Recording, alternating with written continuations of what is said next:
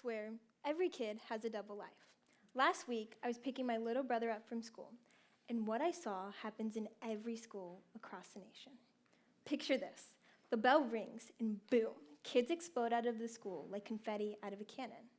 One kid was so hyped, he was screaming, "Let's go!" But then, not even 60 seconds later, I saw the double agent in action. He spotted his parents' car. Instant personality reboot. The party shut down, smile gone, and shoulders dropped. That same kid who was just bouncing off the walls suddenly moved like someone assigned him jury duty. Ever been told the best jokes are relatable? Yeah, that moment wasn't just funny. It was familiar. In fact, that was me. I remember one night so clearly. I come home, toss my backpack on the floor, and I sit at the dinner table. And my mom asks me, "Hey, honey, how was your day?" And in that moment, my mind explodes. The math test that I bombed, even though I spent all night studying for. The way that everyone laughed in the hallway, and I didn't get the joke. The pressure to look perfect, act perfect, like I was holding up a reputation I couldn't even remember choosing in the first place. And I want to open up. I tried to. But the last time I opened up, I told her I felt overwhelmed, confused. And she jumped into action. Are you getting enough sleep? You need to plan better. Stop overthinking.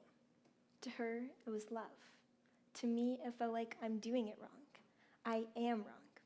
And it kept happening, feeling misunderstood, until one day I decided, next time, I'll just say, I'm fine.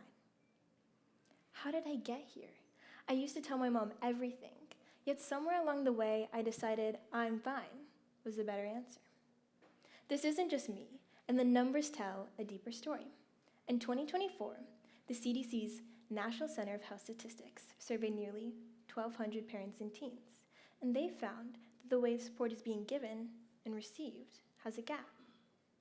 77% of parents believe that their teen usually or consistently felt supported, but only 28% of teens agreed. Why is it that parents think that they're doing everything right when their teens are clearly stating the opposite? It's because we're speaking two different languages. Parents say, "I love you," by saying you're not going to that party, because to them, love means protection. But with teens here, you don't trust me. Parents say, "I care," by jumping in to solve the problem. But with teens here, you don't think I'm good enough to figure this out on my own. You don't think I'm capable. This doesn't just make conversations between us and our parents difficult.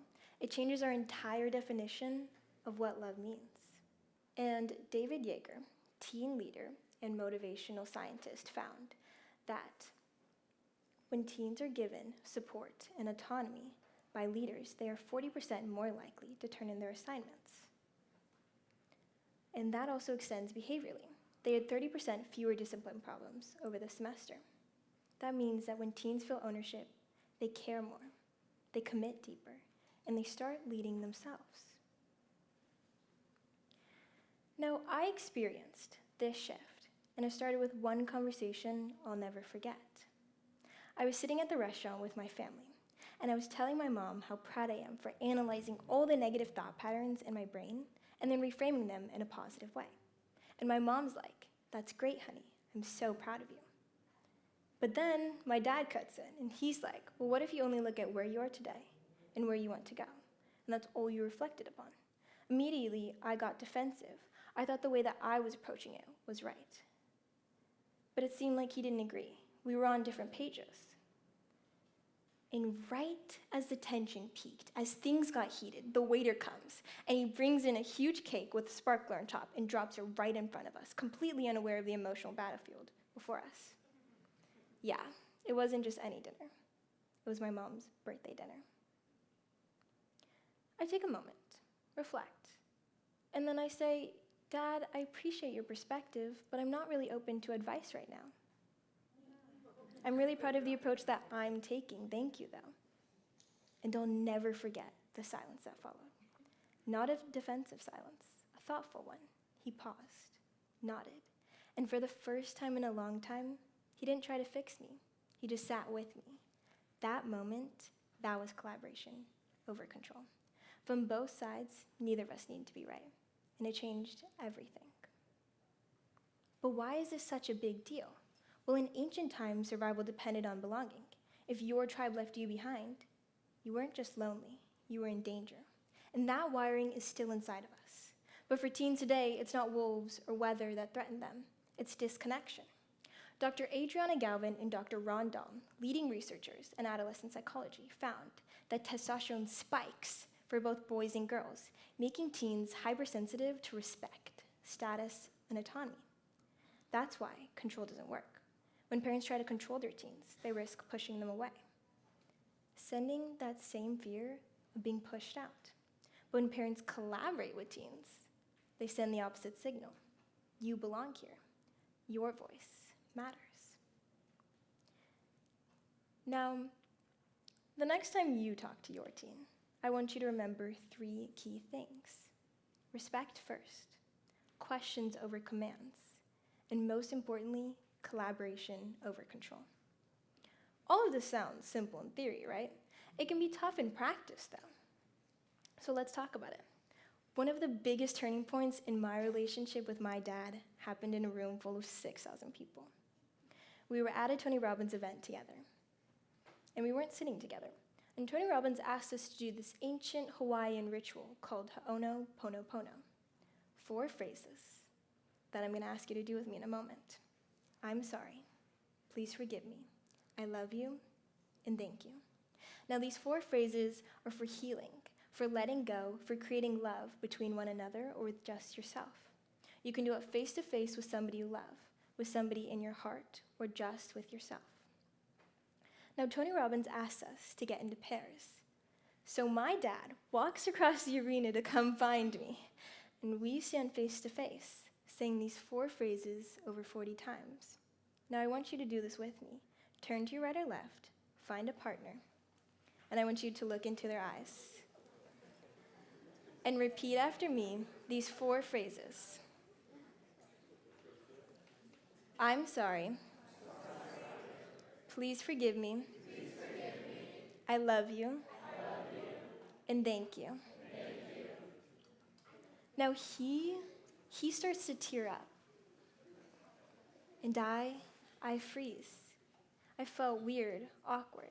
Not because I didn't care, I know my dad loves me, but because I'd been emotionally shut down for so long, I didn't know how to feel.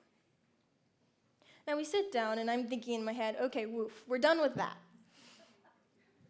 And then Tony Robbins comes around asking, does anybody have anything that they want to share? There was no way I was gonna say anything. But my dad, he was thinking a little differently. He raises his hand, and out of 6,000 people, he gets chosen. What's the luck? He stands up, and he says, my daughter hasn't said I love you to me in over 4 years.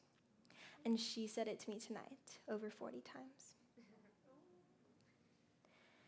And Tony Robbins asked for the daughter to stand up, so I stand up. And I'm thinking in my head, well, crap, I must be honest now. So I stand up, my legs trembling, and I say, the truth is, I didn't really feel love. It felt weird, awkward. And Tony Robbins starts to go into a story. And then Sage, his wife, cuts in. And this is what stuck with me. She said, Deepak, my dad, I want you to give her grace, give her space, and unconditionally love her. Because at the end of the day, teenagers are all on their own paths, and that's all you can do. Now we sit down, and over the next 6 days of that conference, parents and teens come up to me saying, I never knew how disconnected I felt until I heard you speak. Thank you for sharing your story. That resonated with me.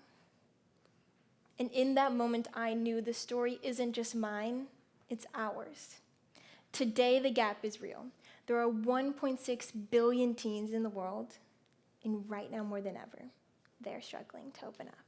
And while parents are trying harder than ever to support their teen, the connection still feels broken. Remember that stat we talked about earlier? 77% of parents believe that their teen usually or consistently feels supported, but only 28% of teens agree. That's nearly a 50% disparity. Now, even when parents try to change their approach and the way that they talk to their teens, they're still met with resistance. So how do you get over it? It all comes back to this: collaboration over control. But what does collaboration over control actually look like on a day-to-day? I'm glad you asked. First, set standards and boundaries with your team. Come to a meeting with your thoughts, and then ask theirs. Value their voice the same way you would want yours to be valued. That's the golden rule. The teens who thrive aren't the ones with no expectations. They're the ones raised with high expectations matched by high growth. Meaning, if you're going to raise the bar high, and you should, you must raise your encouragement even higher. Second, create a family weekly check-in. Once a week, sit down at the dinner table and ask each member of the family, what's going well? What are others doing well? And then ask, what can we work on? And most importantly, how can we solve it together? Because when we model growth, we don't just raise a generation of kids who comply. We raise a generation not afraid to lead themselves. And I have one last technique, and I've been saving this one because it's my favorite. When your teen opens up, or somebody you love, take a moment, truly listen, and then ask, this is simple, but I want you to catch this because it's gold. Do you want to be heard, helped, or held? This is so powerful because now you're not assuming, you're asking, allowing them to reflect on what kind of support do I need the most, which is where emotional intelligence begins, and allowing you to help them and support them in the strongest way without guessing or overstepping. Because here's the truth.